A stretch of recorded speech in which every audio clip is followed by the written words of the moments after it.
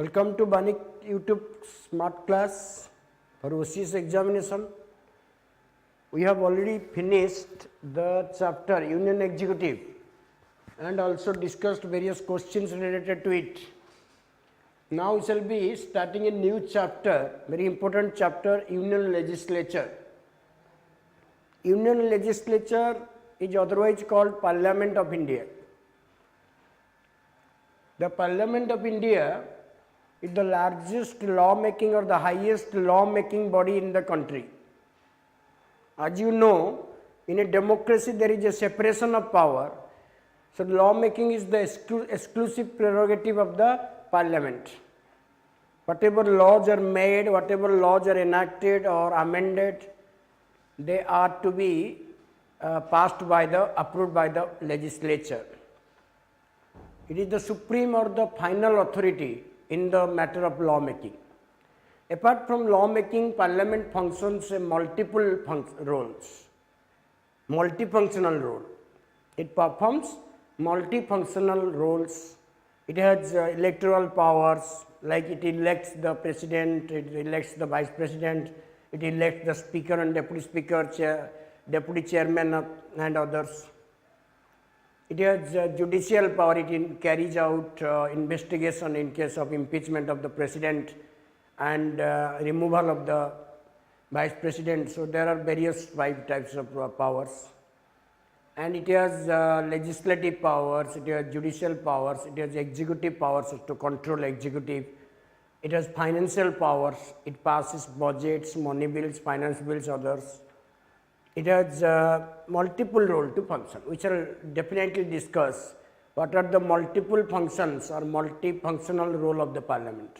In what context Parliament plays the role. But remember that Parliament is the largest and the highest lawmaking body in the country.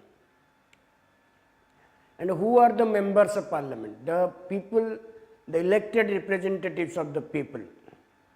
The elected representatives of Rajya Sabha and Lok Sabha, they are elected directly, indirectly by the people.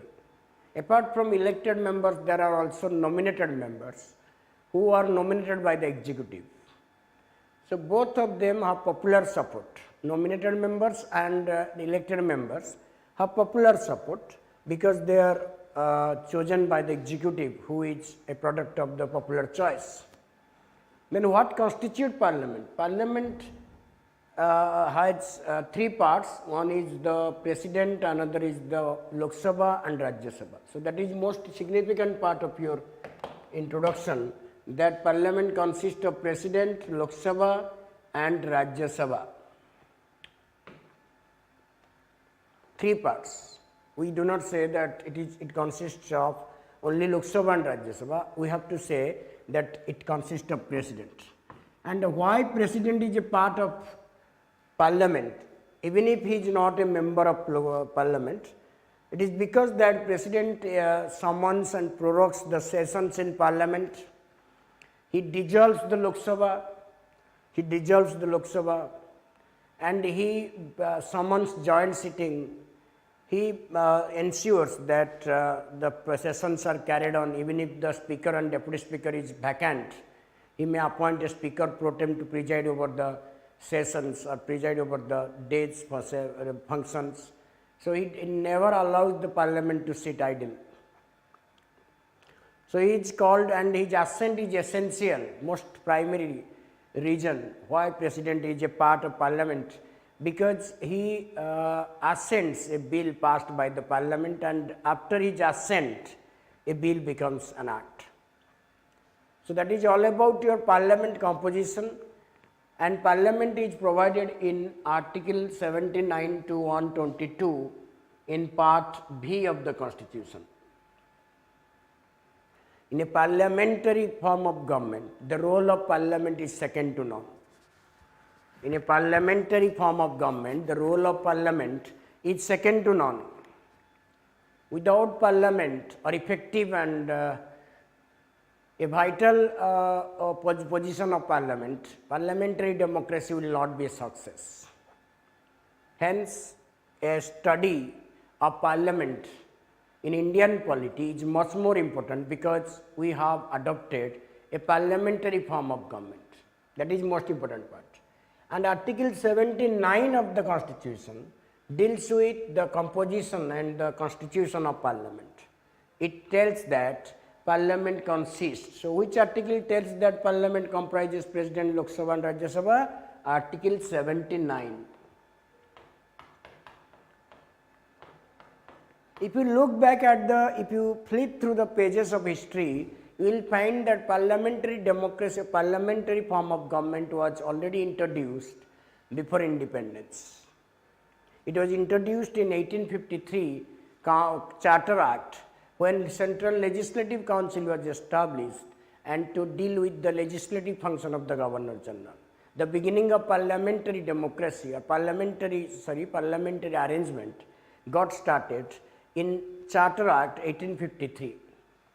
Later, in Government of India Act 1919, the Parliament of India or the Central Legislative Council became bicameral. It became bicameral means it got two houses. One is Central Legislative Assembly, another is Council of States.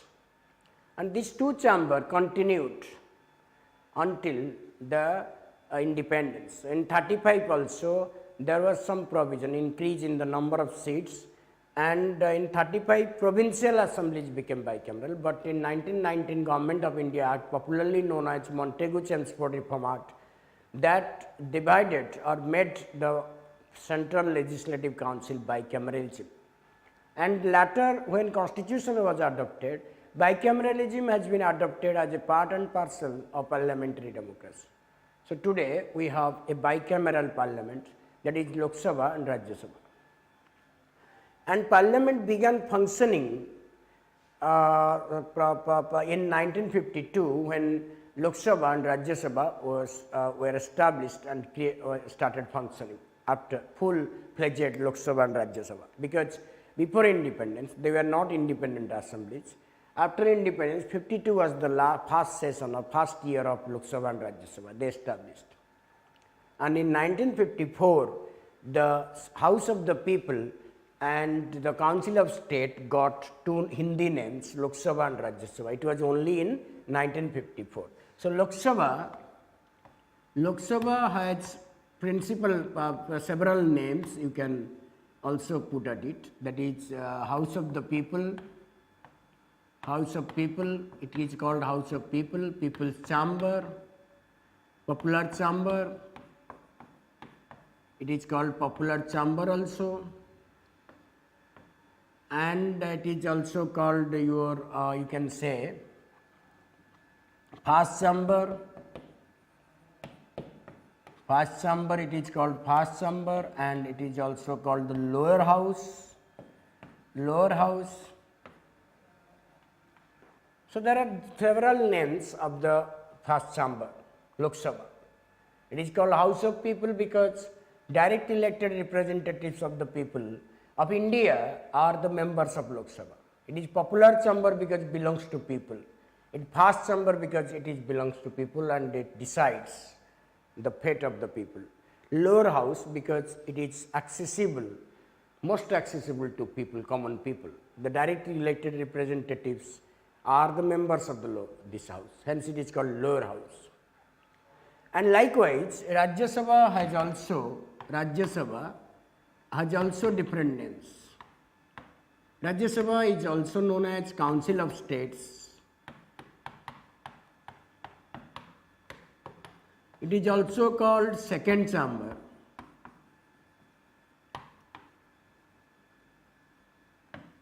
It is also called House of Elderly, at par with House of Lords, House of Elderly. It is also called, that is your Popular House, Second Chamber, House of Elderly. There are several names, yes, you can get it also. The Second Chamber, House of Elderly, Council of States, House of Lords pattern, right? And in America, there is also two chambers, one is Senate, another is House of Representatives. But the difference is that in America, Senate enjoys more power than House of Representatives. In England there are two chambers, House of Commons and House of Lords. House of Commons is more powerful than the House of Lords. In this light, we can say the Indian Parliament also, Lok Sabha is more, you can say more power, has more power in certain respect than Rajya Sabha, but it doesn't mean that Rajya Sabha is a powerless entity. It is not a powerless entity. It has certain exclusive power. If we compare the powers of the Rajya Sabha and Lok Sabha, we will see that Rajya Sabha has also some exclusive jurisdiction, exclusive power over certain aspects like creation of all India services or enactment of a bill on the subjects mentioned in the state list, something that is only provided to Rajya Sabha. So, both are powerful or both are influential in their own respect, but we can say that Lok Sabha has some decisive role to play in the functioning of the parliamentary democracy because it is a directly elected house. In a democracy, directly elected house or directly elected body has more influence, more power than an indirectly elected body. That is the current. Lok Sabha is known as House of the People, Lower House, First Chamber, Popular House. It is the Council of States, Upper House. Yes, that is also a thing to remember. It is called Upper House. Okay, so that is the things. And in this chapter, we shall cover various aspects of parliament like composition of the houses and officers of the houses or the speakers and presiding officers, bills, we shall discuss bills, committees, motions and the committees, motions, multifunctional role, various aspects of parliament we shall discuss. It is a long chapter which shall carry on slowly but steadily. Now, we shall discuss the things. Rajya Sabha represents states and union territories, where Lok Sabha represents the people of the country as a whole. Rajya Sabha is indirectly elected body. It represents the states and certain union territories having legislative assemblies. Because members of Rajya Sabha are to be elected by the members of legislative assemblies only. Hence, only 3 union territories have a place in Rajya Sabha, that is Jammu and Kashmir, Puducherry and your Jammu and Kashmir, Puducherry and your NCT of Delhi. Only 3 union territories, others do not have place, whatever may be, but Rajya Sabha represents states and union territories, but Lok Sabha represents the people of India. Okay, now we shall discuss the composition of Rajya Sabha. Rajya Sabha is the upper house of the parliament. It is known as the Council of States, and composition of Rajya Sabha is mentioned in articles of smaller number of members. So, that is because Rajya Sabha doesn't have equal representation. Its representation is based upon the population of the state, as all the states are not equal in population. Hence, the number of seats in Rajya Sabha is unequal. And the maximum strength under Article 80 of the Constitution is that it is Article 250. The strength is 250. And 250 is 238 are indirectly elected by the people, and 12 are nominated by the people. And 250 is the largest or the strength of Rajya Sabha. It cannot exceed beyond that. But the present strength or the total strength, maximum strength is the limit that is put, but total strength or present strength is the present or the strength available with Rajya Sabha at present. That is called total strength or present strength. It is 245. Out of them, 233 are elected and 12 are nominated. But remember, in Rajya Sabha there is no territorial representations. Means, for the purpose of Rajya Sabha members, the country's geographical territory is not divided into certain territories, constituencies. There is no geographical or area based constituency in case of Rajya Sabha. It is overall estimated how many members will be allocated to a state on the basis of its population. That is also a point to be remembered. In case of Rajya Sabha, we experience an indirect elections. They are elected not by the people directly, but by the members of legislative assemblies of the 28 states and 3 union territories. So, they are indirectly elected on the basis of proportional representation by means of single transferable vote system with open ballot. So, Rajya Sabha members are elected by MLAs, members of legislative assemblies of states and UTs.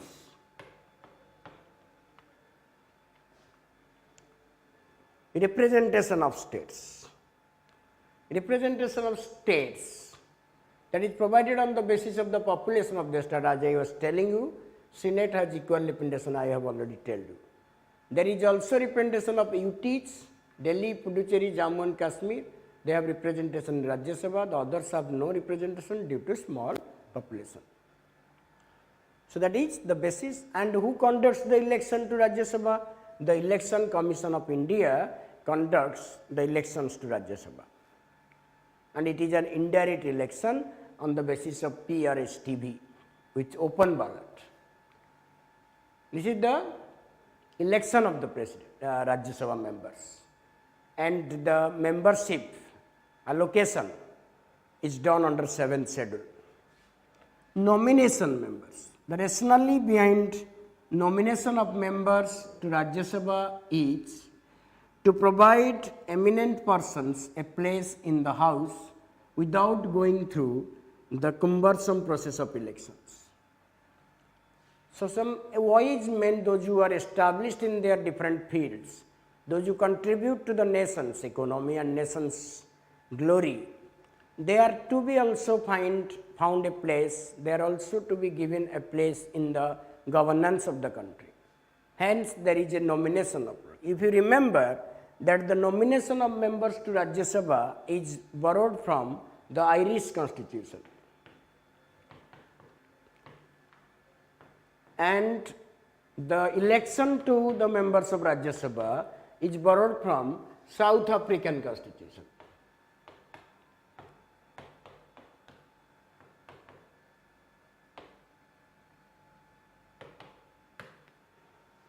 The South African constitution. So, nomination, the rationale behind is that to provide eminent persons, those who have earned names and fames in different fields in the Rajya Sabha through nomination, and President nominates 12 members to Rajya Sabha from amongst persons having wide experience and knowledge in arts, science, literature and social service. So, President nominates 4 fields from 4 fields to Rajya Sabha: art, science, literature and social service. The nominated members are also to be treated as the same members. They are also the members. They can be prime minister, they can be ministers, they can function as a member, no doubt. Okay. Duration. In Article 80, duration of Rajya Sabha is not mentioned because it is a permanent house. The 1/3 members of its members retire after every second year, every 2 years. Okay, and Rajya Sabha is not a permanent body.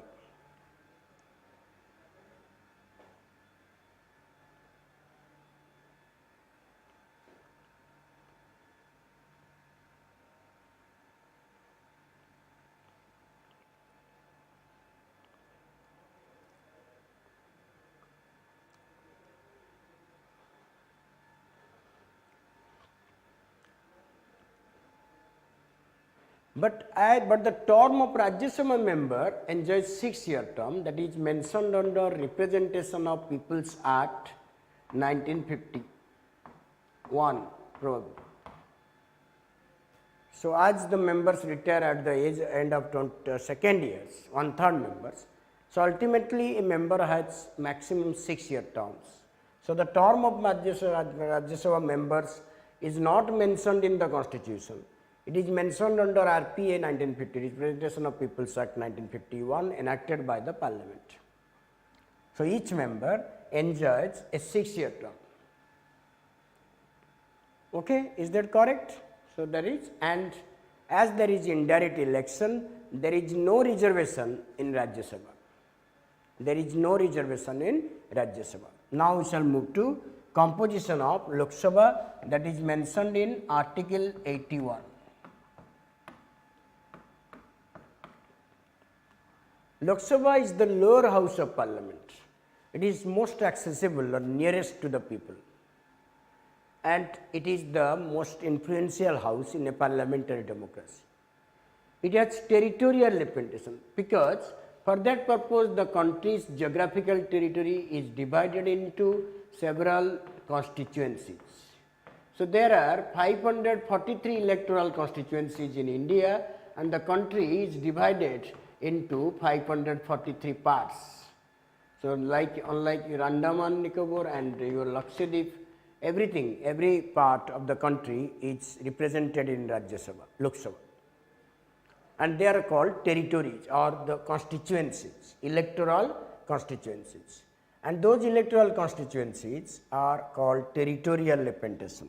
So, in Rajya Sabha we find state representation, in Lok Sabha we find territorial representation, because for the purpose of Lok Sabha the country's geographical territory is divided into 543 electoral constituencies, and this electoral constituencies area are determined by the Delimitation Commission of India.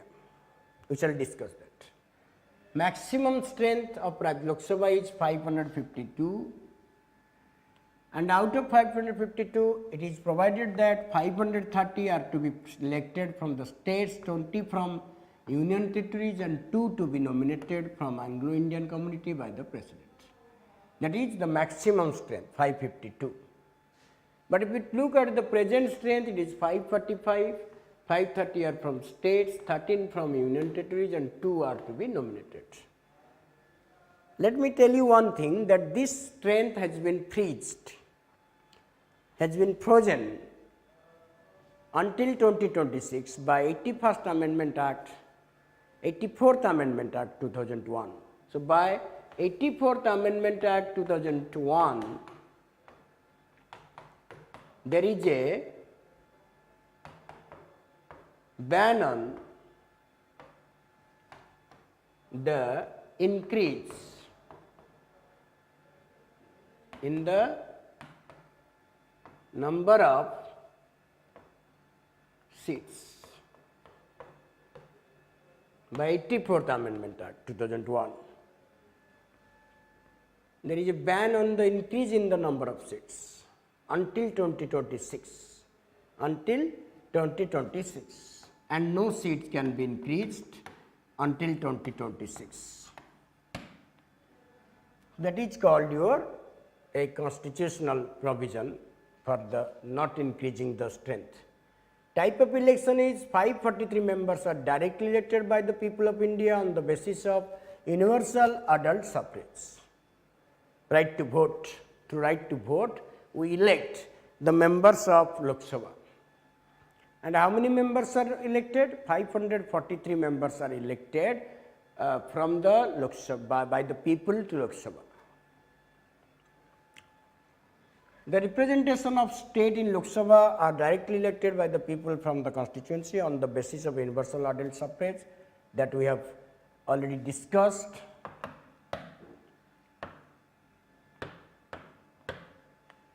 Representation of union territories is provided under representation provided on the Union Territories Direct Election to the House of 1965 Act. 1965 Act provides election, direct election in Union Territories. Until 1965, there was no election of Lok Sabha members from Union Territories. It is now provided by, that is the Union Territories Act 1965. Therefrom also the people, the members are directly chosen by the people of that region. That is also a point to be remembered. Okay. And this area constituencies that is also delimited or decised. So, the area of each electoral constituency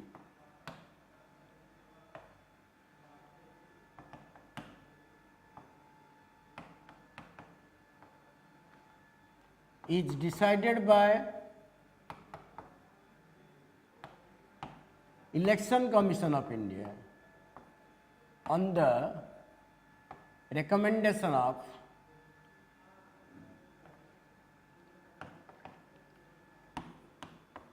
a delimitation commission.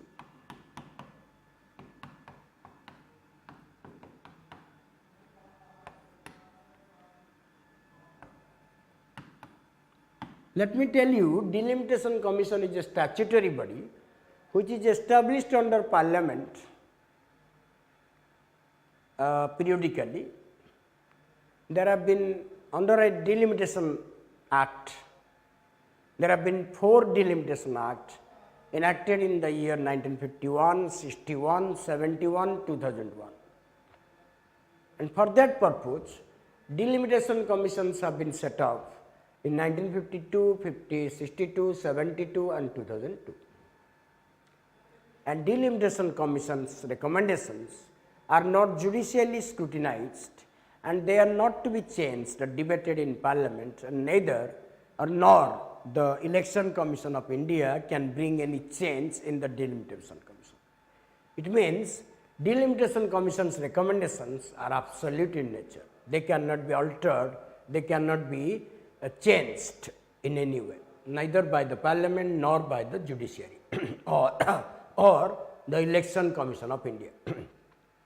So kindly remember, the delimitation commissions have been 4 in number and they were established in the year 1952 under Delimitation Commission Act 1951, and 1962 Delimitation Commission was established under Delimitation Commission Act 1961, and Delimitation Commission 1972 was established under Delimitation Commission Act 1971, and Delimitation Commission 2002 has been established under Delimitation Commission Act 1971. So there can be a delimitation commission. Recently you must have read in the newspaper that for Jammu and Kashmir there has been a delimitation commission which is led by headed by a lady justice, that is I forgot the name, but it was headed by some Mathur. Okay. So that is delimitation. So what I mean to say, that the territorial constituency area is not permanent, it can be altered, it can be desized, it can be delimited with the recommendation of the Delimitation Commission, which is established under an act of parliament. And it is done on the basis of the census. And by this time, only on the basis of 2001 census, delimitation has been carried out. And it was provided under 87th Constitutional Amendment Act 2003 that the delimitation would be carried on the census of 2001. Then we shall move to nominated members. As you know that both houses have some provisions related to nominated members.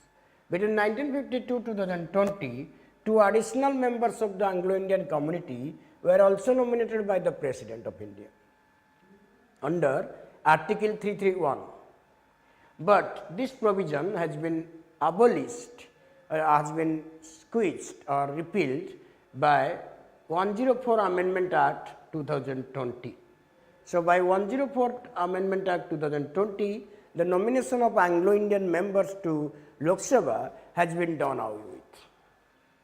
The very purpose of that is to ensure, what was the purpose? It is to ensure that no community is ignored. So Anglo-Indian community, who were once upon a time ruling over us, and they were given representation, those who left, those who lived in India, and they were to be represented. Now this, this time there is no need to provide representation because the number has been reduced, and they have been mingled with our system. So this is called your nomination members. It was for temporary provisions. It was extendable by 20 years, and now it has come to a stop. That is the nomination to Lok Sabha members. Nomination of members to Lok Sabha, not Rajya Sabha. It is there, but Lok Sabha members nomination, 2 members has been done away with. Kindly remember the article 331, which contained that President shall nominate 2 Anglo-Indian members to Lok Sabha if in his opinion the community is underrepresented. Now, you have also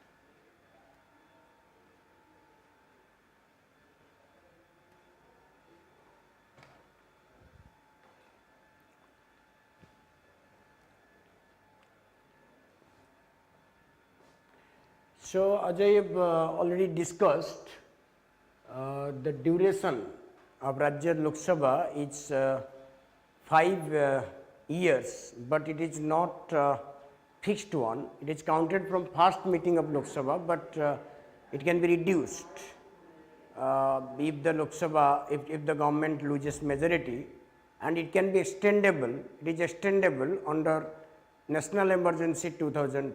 On a national emergency in operation.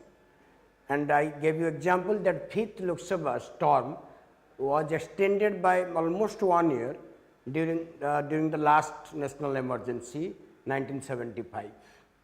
So, that is called the term, and remember the term of Lok Sabha is mentioned in the constitution, but it is not mentioned that Rajya Sabha has a term. Members of Rajya Sabha has any term, I told you. And we have already discussed delimitation commissions, you can watch it. Delimitation commission in 1951, 50 and 52, 62, 72, 2002, okay. And delimitation commission is constituted under article 82 of the Indian constitution by parliament, and the recommendations of delimitation commission are not subject to judicial scrutiny. They are also not to be debated discussed by the parliament, they cannot be changed, and election commission of India also cannot bring any change in the deputy in the recommendations of the delimitation commissions. So, only it is applicable for Lok Sabha and Assembly constituencies. So, this is all about the composition of Lok Sabha and Rajya Sabha. Article 80 and 81 deals with all these things, and 82 I told you deals with the delimitation commission. Then we shall come to the 80, that is the membership of parliament.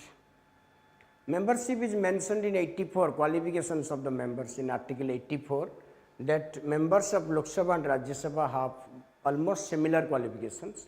They are very basic qualifications, that is they must be a citizen of India, they must not be less than 30 years in case of Rajya Sabha, and must not be less than 25 years in case of Lok Sabha. Apart from that, in order to become a Rajya Sabha or Lok Sabha members, the provision that the name of the person must be registered in any electoral rolls, in the electoral rolls of any constituency in India. It is not required that the candidate's name should be registered in the electoral rolls or voters list of the constituency concerned. It is not that his name is registered in the state concerned, it is anywhere can be possible. But there was a provision that for the purpose of Rajya Sabha membership, there was a provision that the persons must be a resident of Rajya Sabha, a resident of the state in order to be elected to Rajya Sabha, but this provision has been done away with as a convention. So, there is no stress upon the residence of the members who is to be elected from a particular state, and it has been done away with since 2010. So, this is called the membership qualifications. Qualifications में दोनों थी, but see there is a condition that there are certain conditions which they can be disqualified, that they should not hold any office of profit or they must not have been convicted. We shall discuss that. So, only qualification में तीन चीज आएगा. One is citizen of India, another is age 30 years in case of Rajya Sabha and 20 years in case of Lok Sabha, but another condition is that their name must be registered in the electoral rolls of any constituency across the country. Then in between there is a quorum. Quorum means minimum number of members to be present in Lok Sabha or in Rajya Sabha in order to carry on the proceedings. Minimum number of members, because all the members may not be present on a particular day. But what is the minimum number required to carry on the proceedings? That is 1/10 of the total strength of the house. That is, in case of Lok Sabha it is 54, in case of Rajya Sabha it is 25. If the quorum, if there is no quorum on a particular day, then the presiding officer may suspend the proceeding of the house for that day. Then disqualification of members of Lok Sabha. Disqualifications are of two dimensional in nature. One is disqualification under Article 102 and disqualification under Anti-Defection Act 1985. So, disqualifications are two dimensional in nature. Under 102, the disqualifications are decided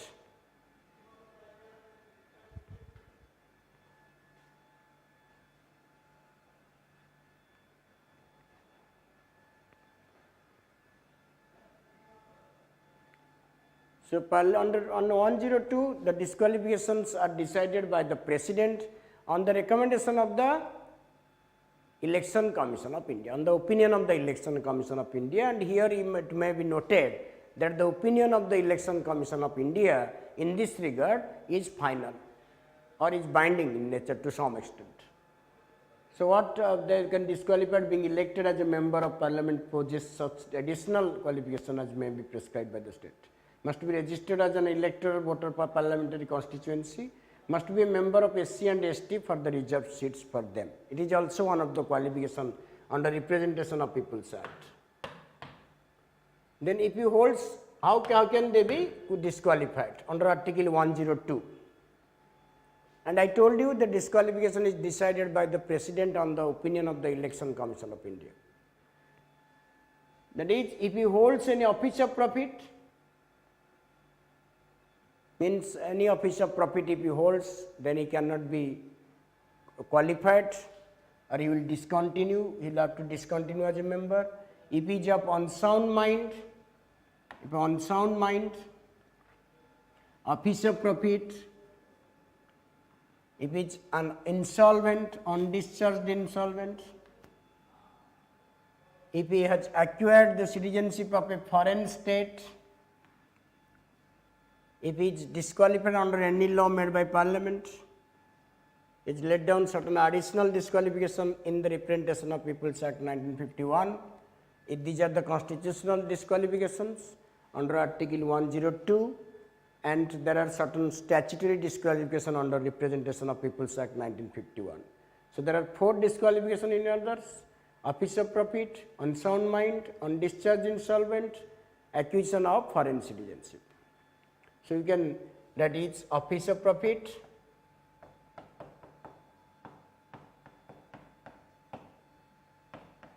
and your unsound mind, and that is undischarged insolvent,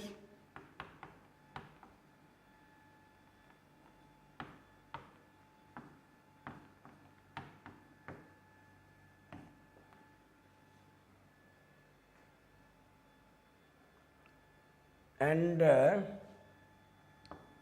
acquisition of foreign citizenship.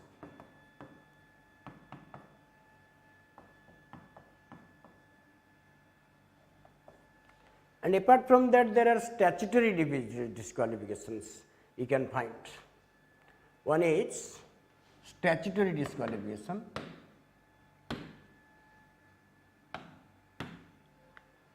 In the disqualification mentioned above, the decision of the President of India is final. However, he should obtain the opinion of the Election Commission of India.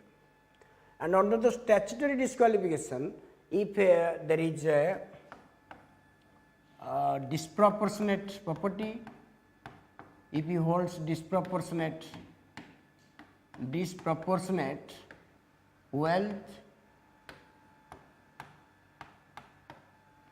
number 2, conviction for more than 2 years, conviction for more than 2 years,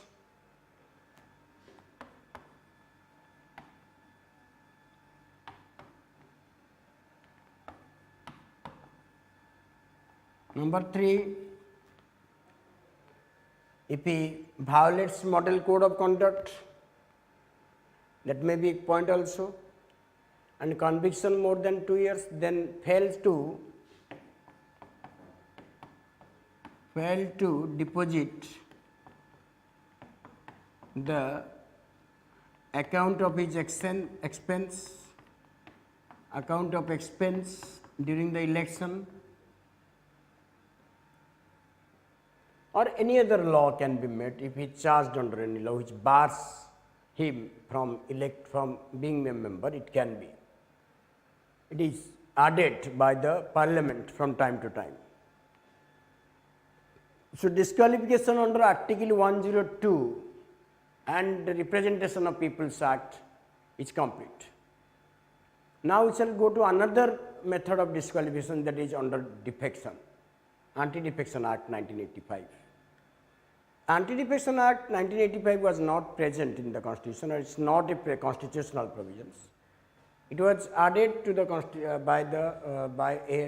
that is 52nd Amendment Act 1985 in the 10th schedule, and it is provided under Anti-Defection Act 1985.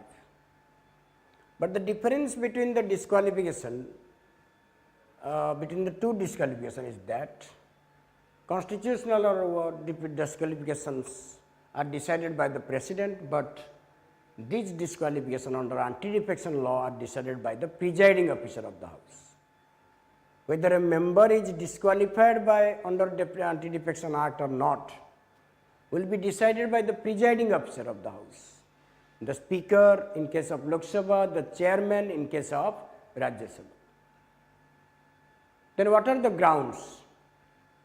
What are the grounds that determines the disqualification? One is if a member gives up the membership of the political party on whose ticket he or she has won the election. That means if he changes the party from his parent party to the other party after being elected, he may be disqualified. He will definitely be disqualified, because it created instability in the government. Changing political party from one party to another party was an illegal practice, because it was not in support of the parliamentary democracy, and it created instability in the government and resulted in expensive elections frequently. In order to avoid frequent elections and in order to restore affiliation to political parties, there is a defection provision. So, if a member changes his political party after being elected, he will be disqualified, but in case there is a split in the original party, or in case 2/3 members change their party and join other political party, that will not be considered under defection. So, if a single member individually crosses the party, and if there is a split in the party, or if the 2/3 members of a political party change leave the party and join another party, it cannot be come under defection law. Then number 2, if a member absents from voting in the house contrary to any direction given by his political party. So, there is a party whip, who gives direction to political parties, to members who are to be present on a particular day in the parliament. And if the member goes against the direction of the party, then he or she may not be allowed to continue with the membership. It may be terminated. That is also a point to be remembered. Then number 3, if any independently elected member joins any political party. An independently elected member has to remain independent since till he completes his term. He cannot be a member of any political party during the term. That is also a point to be remembered. Then, if a nominated member of parliament changes or joins a political party after the expiry of his 6 months from the date of nomination, it means nominated members can join a political party within 6 months from the date of nomination. But if they do all these things beyond the 6 months, then they may be scrapped, or they may be removed from membership. So, there are 4 grounds on which a member can be disqualified under Anti-Defection Act 1985 by the order of the presiding officer of the House. So, Rajya Sabha members will be disqualified by chairman or presiding officer, and Lok Sabha members will be by the ES. So, this is called disqualification. As you must have got an idea, that members are disqualified in 2 different ways. One is under Article 102 disqualifications. It also constitutes the disqualification under Representation of People's Act, and then under Anti-Defection Act 1985.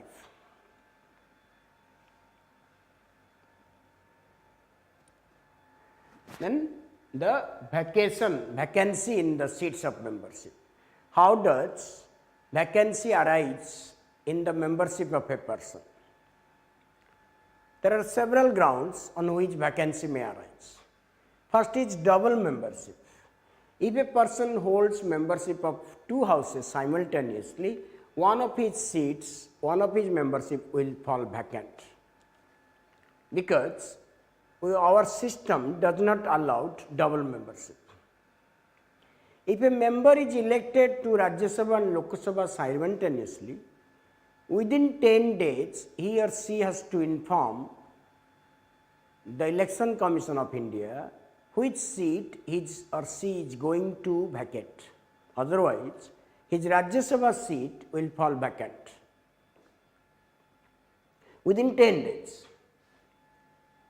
If a member is elected to 2 seats in Lok Sabha simultaneously, he or she have to vacate 1 seat, and that has to be intimated within 10 days. If he fails to intimate within 10 days, the 2 seats will be declared vacant. If a member is elected to both Lok Sabha and Vidhan Sabha simultaneously, within 14 days they have to notify. He has to notify, otherwise his Lok Sabha seat will fall vacant, because our system, political system, is not in favor of double membership. So, no double membership. Then under disqualification they will also lose the seat, it is also a ground.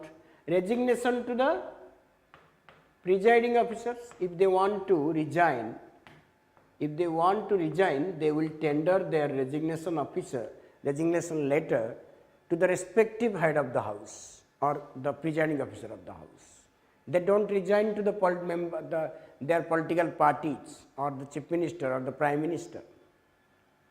They have to tender resignation to their houses, their presiding officers. Absence is also a ground of vacancy. If a member remains absent for 60 days without communication during the session days, not the gap days, then he will be maybe declared, maybe disqualified. And if his election is expired, if his election declared void, it also leads to disqualification by vacancy. And if he is elected as the president or vice president, if he is elected as the governors of the state, the seat will fall vacant.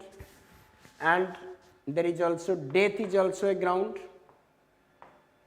Death is also a ground in which the seat falls vacant.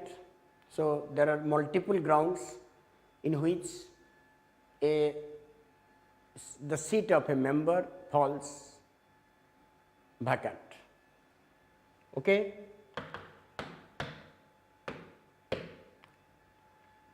So we have discussed membership, qualification, disqualifications and vacancy in the seat. Kindly remember the double membership. We shall now focus on presiding officer of the house. Parliament has several number of presiding officers. The Speaker of Lok Sabha, the Deputy Speaker of Lok Sabha, the Chairman of Rajya Sabha, the Deputy Chairman of Rajya Sabha, they are permanent, they are regular officials. Apart from that, there is Speaker pro tem, Chairman pro tem for temporary period, and there is also a panel of chairpersons prepared by each house in case of absence of both Speaker and Deputy Speaker or Chairman and Deputy Chairman. So in this part we shall deal with them. Each house has its own presiding officers. Presiding officers in Lok Sabha are Speaker, Deputy Speaker, beside it has also a panel of chairpersons. Presiding officers of Rajya Sabha is Chairman, Deputy Chairman, besides it has a panel of chairpersons. We shall now focus on presiding officers of Lok Sabha. So presiding officers of Lok Sabha are Speaker and Deputy Speaker. The Speaker holds 6th rank in the table of precedence. He stands equal with the Chief Justice of India. So he is one of the highly influential dignitary in India, even above the central ministers. So Speaker is the head of the Lok Sabha, and remember he holds 6th rank along with CJI. So that is the point. Speaker of Lok Sabha is elected like the Speaker in the House of Commons. He is elected by whom? By the members of Lok Sabha from amongst themselves. A person cannot become the Speaker of Lok Sabha if he is not a member of Lok Sabha at the time of election. So a person must be a member of Lok Sabha before he is posted as a Speaker. So that is, he is elected by the members of Lok Sabha from amongst themselves. The date of election is declared by the President, okay, and this is how he is elected. And same as the Lok Sabha member, his qualification is same because he is a member of Lok Sabha. He takes no oath as a Speaker specifically. His term is commensurate with the term of Lok Sabha. He will continue as long as Lok Sabha is there.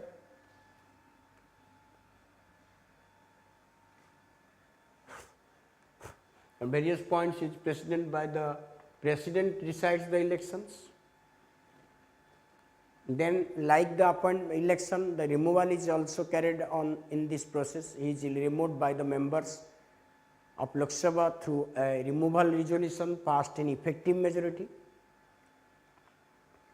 that is total strength minus vacancy divided by 2 plus 1. So, speaker can be removed by Lok Sabha alone, and that has to be in effective majority.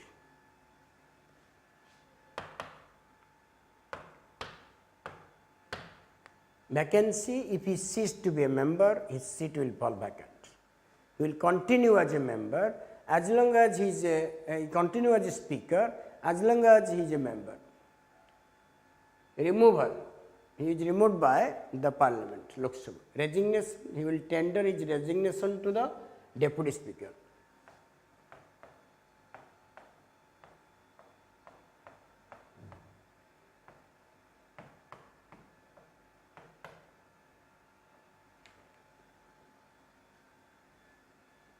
Powers and functions of speaker. Multiple role he plays. He is in fact the success of parliamentary democracy or parliamentary convention, traditions, sanctity, all depends upon the speaker. Usually speaker belongs to the ruling party, but after he is elected speaker, he has to pose himself as a non-partisan person. He must cut off affiliation with his political parties, although he is not required to resign from the party. But in Britain, there is a straightforward principle or provision that the speaker who is elected speaker, he has to resign from the party and has to remain neutral. So, there is a need for neutrality of the speaker, because if he supports the political party from which he is being elected, then it will create a tandem, or it will create a type of rift in the members, and it will reduce the importance, significance of Lok Sabha as a popular chamber. So, Speaker Lok Sabha derives his power from Constitution of India, rules of procedure, conduct of business of the House, and parliamentary conventions. He presides over the House, and he maintains decorum and discipline or order during the proceedings. Then he that is, you can say,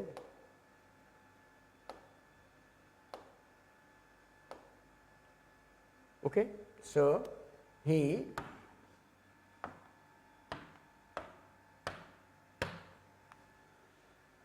is the final interpreter of the constitution and rules and convention inside the House. His whatever his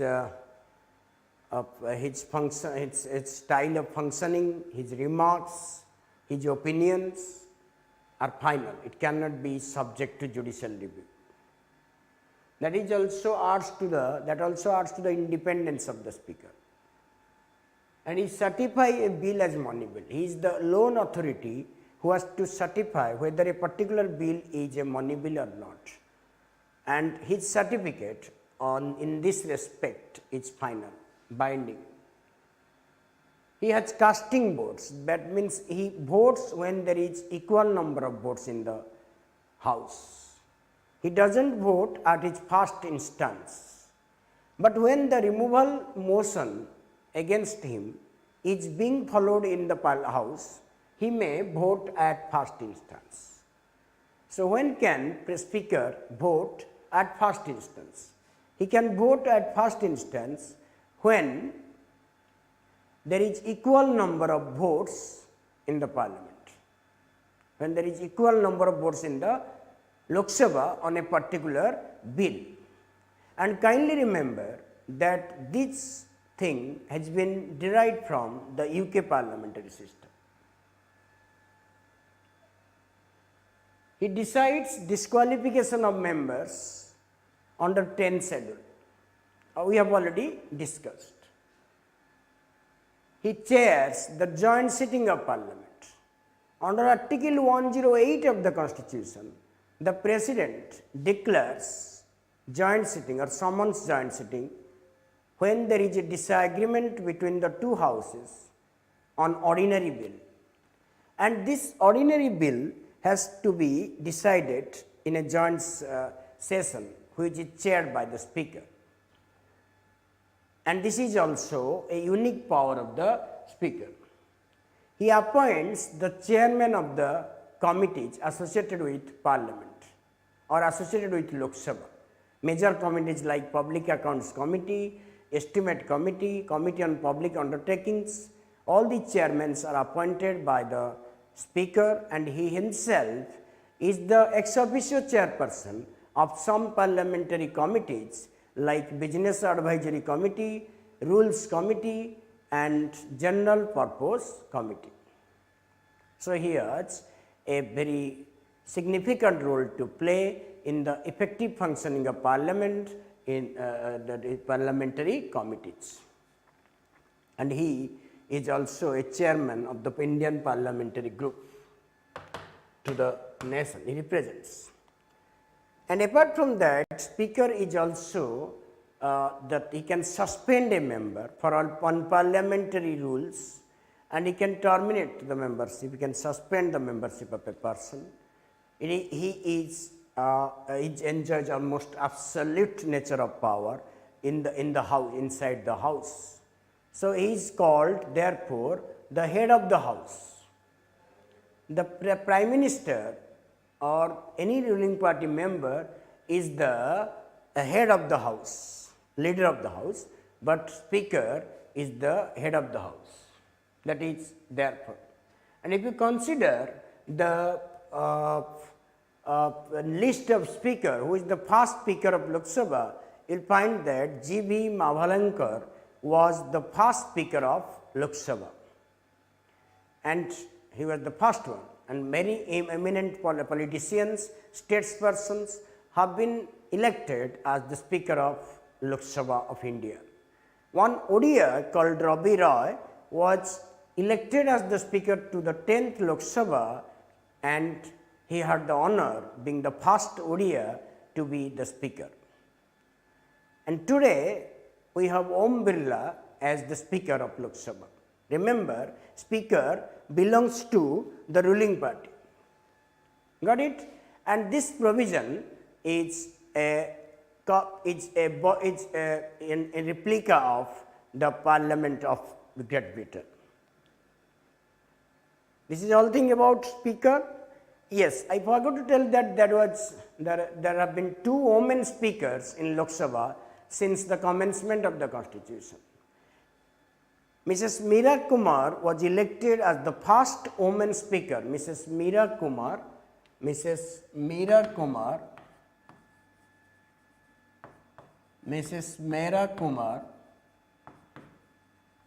the first woman speaker of Lok Sabha, and she was elected to 15th Lok Sabha. Later, in the next Lok Sabha, that is 16th Lok Sabha, the NDA government elected Mrs. Sumitra Mahajan as the second woman speaker of Lok Sabha. And we are fortunate to have had 2 women speakers in the house. This is all about your speaker. Now come to the deputy speaker of Lok Sabha. Deputy speaker is not a subordinate office to the speaker. It is rather an independent and significant office in the constitution.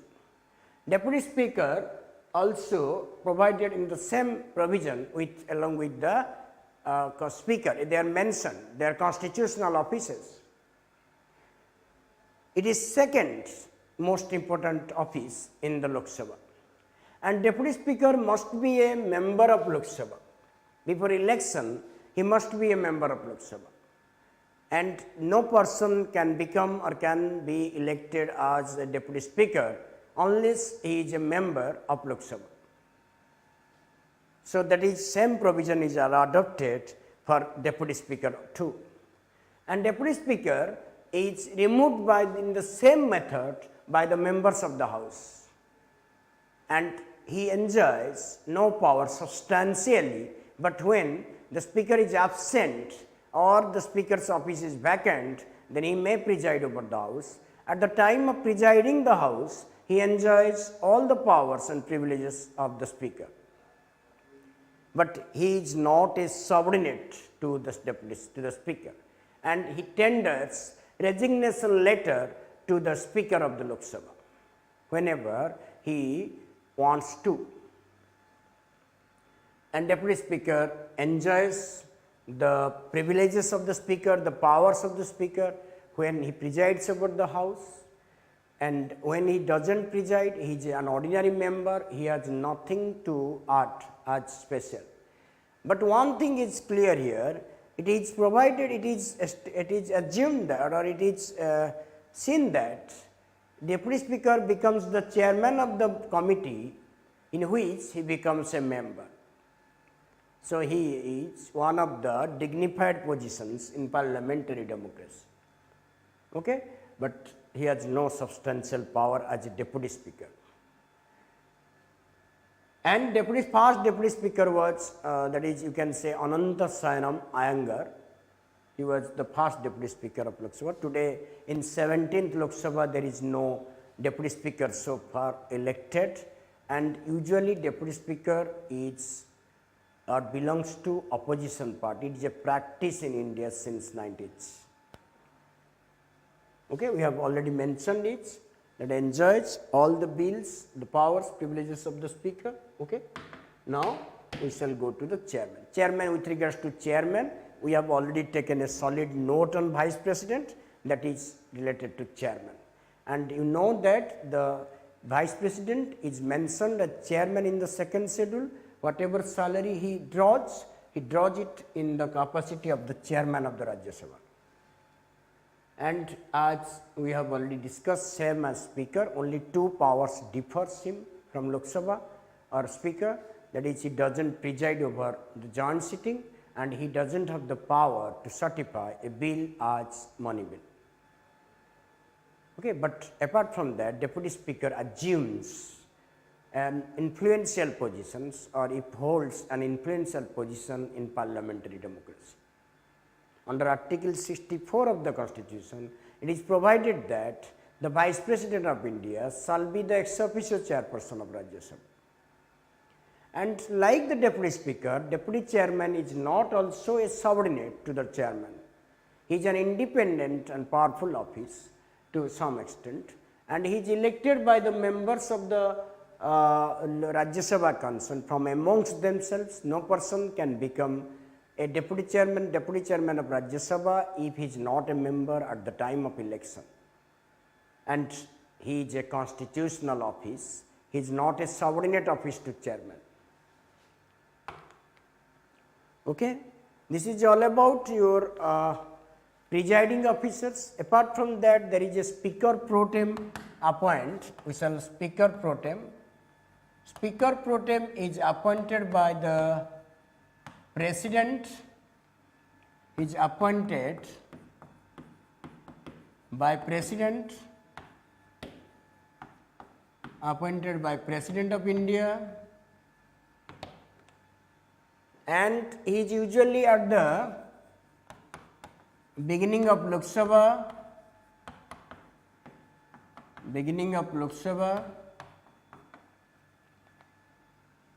because he has to administer oath to the newly elected members, and he is there, so he he appoints Speaker, President appoints a person, senior most members as Speaker pro tem, who administers oath to the newly elected members and conducts the election of Speaker and Deputy Speaker in the House. Apart from this scenario, also when the Speaker and Deputy Speaker's office are vacant, the President will appoint one member to preside over the House. At that point of time, he will also be defined as Deputy Speaker pro tem. So, it is a temporary office, that is called pro tem, for temporary period. And another is, there is a panel of chairperson,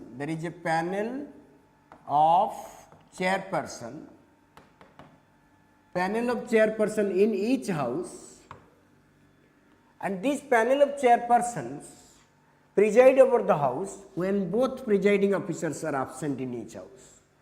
So, what I mean to say, that each house has to select or prepare a list of persons, members to be included in the panel of chairpersons. when both speaker and deputy speaker are absent, when both chairman and deputy chairman are absent, one of the members of the panel will go to preside the house. But remember, if there is a vacancy, they will not go to preside. Only in case there is an absence of the presiding officers. Okay? That is called panel of chairpersons. So, panel of chairperson is set by the house, and each house prepares when after the election of the speaker and deputy speaker and chairman and deputy chairman. But they will preside when there is when the presiding officers are absent, not vacant. That is also a point to be noted. And each house contains parliament panel of chairpersons. So, we have discussed the presiding officer, speaker, deputy speaker, speaker pro tem, and also we can call chairman pro tem, because when the chairman and deputy chairman's office are vacant, the president will appoint a person to preside over the house, and he will be called at that point of time chairman pro tem. All right. In the next session, we shall be starting with the sessions of parliament, and in that portion we shall discuss how summoning, proroguing and dissolving, recessing the house, and also we shall discuss various procedures maintained during the sessions. Then we shall proceed to bills. So, it is a long chapter. We shall go slowly but steadily. Hope that you are getting some benefits by watching our classes. We have initiated Banik, the Mega Institute have initiated this process for all of you, those who are unable to access offline studies. So, please avail yourself this bright and rare opportunity offered by this mega institution, Banik, the leader. Okay. Thank you very much for holding us and holding our watching our classes. Please give your constructive remarks and you art or ask your friends to watch us, not only for OCS examination but also for other purposes, where there is need to know in which political system we are living in, and whether if we are a citizen of India, it is a must to know that what our constitution is all about. Thank you, be safe and be successful. Thank you very much.